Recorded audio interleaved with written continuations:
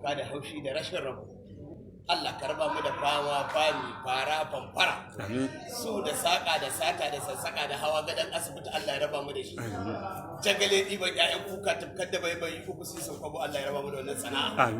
Ka raba mu da rayuwa ba wa'adu babu mau'idu, babu na hau babu na au, babu sesi babu esi, ba jari ba jariri, ba masu ba masara, ba mata ba mota, ba fanka ba fanke, ba salsa sai olsa. Allah ka raba mu da rayuwa. Allah ka raba mu da rayuwa irin ta burodi minan nari ilan nari.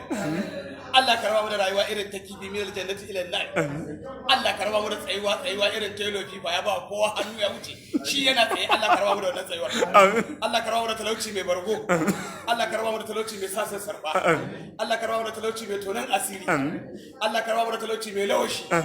Allah ka raba mu da talauci mai akoro kura. Allah ka raba mu da talauci mai makara. Shika-shikan talauci guda 5 Allah ka nesanta mu da su. Faɗa da matarka akan kuɗin cefane. Faɗa da makocinka akan gyaran kwata. Koɗewar riga ko kecewar riga ta gadon baya. Farin gumi na hanci da zaman majalisa zaman gida jama'a Allah kare mu. Shika-shikan cin amana guda 4 Allah ka raba mu da su. Siyo min, siyar min, karɓo min, ajiye min, Allah ka kare mu. Allah kar ka ba mu ɗaɗan boko. Amma Allah ka ba mu siriki ɗan boko.